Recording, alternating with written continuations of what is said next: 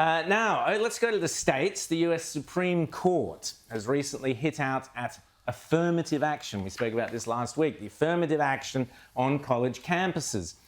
This is this idea that you promote minorities because, for whatever reason, you don't want to not promote them or whatever. I'll let John explain.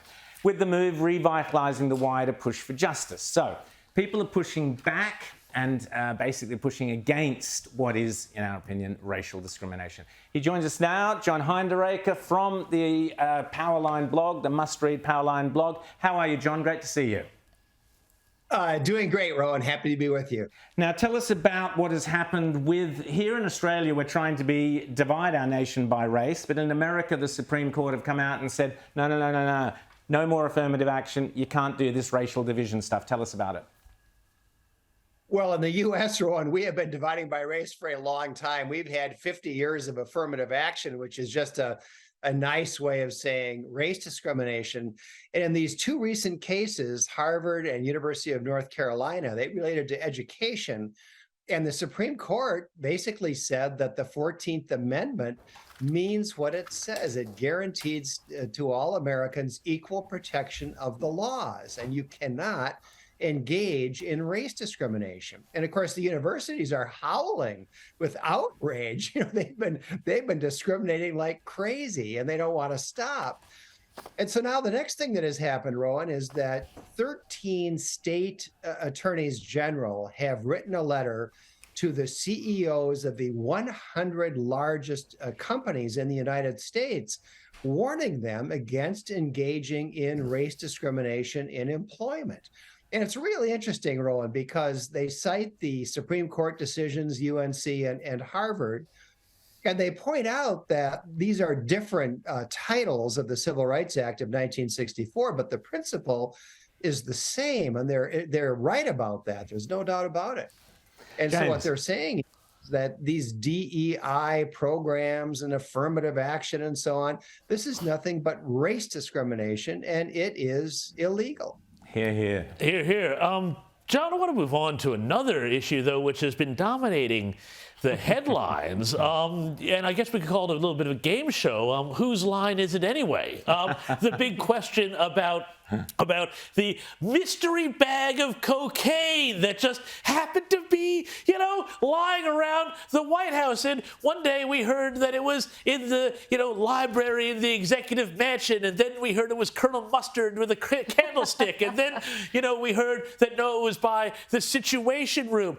Now, I'll tell you something, John. I've been to the White House, and I know how thoroughly you get searched. It's probably the last place that I'd bring a bag of party favors. The Secret Service has said there's no, we don't know, we'll never know, we just may never know, one of those great mysteries of life like the Holy Spirit. John, what is your take on this, and specifically how our weirdly incurious media just, says, bag of Coke falls out in your pocket in the White House. Who knew? Yeah, this is one of those wonderful stories. You can't make this stuff up. So somebody left a bag of cocaine in a locker in the West Wing of the White House, which is where the family lives, the Biden family. It's around the corner from the Situation Room and right downstairs from the Oval Office. So here's this plastic bag with cocaine in it. And the Secret Service supposedly is investigating to try to find out who left it there. And after 11 days, they threw up their hands like Inspector Clouseau, and they said, it's just an insoluble mystery. We'll never know. And what's so funny about that is they've got a log of every single person who enters that area of the White House. So they have a list of suspects. They also have surveillance cameras all over the place, although apparently not shining right on this particular locker. But obviously there's a finite list of people it could have been, and the Secret Service knows who's on that list. And yet they say, look, there are no fingerprints that we can get off the plastic bag. There's not enough DNA to do a DNA test, so we're closing the file. We're giving up. And of course, what everybody assumes is that it was Hunter Biden. That's the natural assumption. And to be fair, I think there are probably a number of people in the Biden administration who use cocaine. I don't think that Hunter is the only suspect here. But I think just about everybody in America assumes that once again, these federal agencies are protecting Joe Biden and his family. Yeah, absolutely. Liz. John, what do you make of the news breaking this week that Wednesday was the hottest day on Earth ever? Of course, firstly, you've got to define ever. We haven't been measuring it forever, and certainly some of the means to measure it is rather questionable. And also, then there's the question of how do we know what the average temperature is worldwide on any given day? Do me a favor. Did you see this headline? What did you make of it? Were you feeling particularly hot on Wednesday? Well, not where I live. You couldn't miss this headline all over the world. Tuesday, hottest day in history, hottest day ever. No. Wednesday was even hotter. Wednesday was the hottest day ever.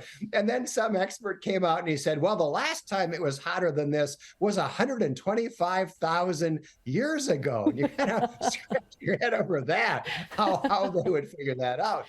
But the idea that we have any idea what the average temperature is over the entire Earth over a 24-hour period down to 1/100th of a degree, which is what they were saying, down to 1/100th of a degree. This is complete insanity. We don't have any idea. That number is a construct, that's just kind of made up. We have no idea what the average temperature over the Earth is today, let alone 100 years ago, 1,000 years ago, 125,000 years ago. This is madness. And I think it's an indication, frankly, that the green lobby is getting desperate.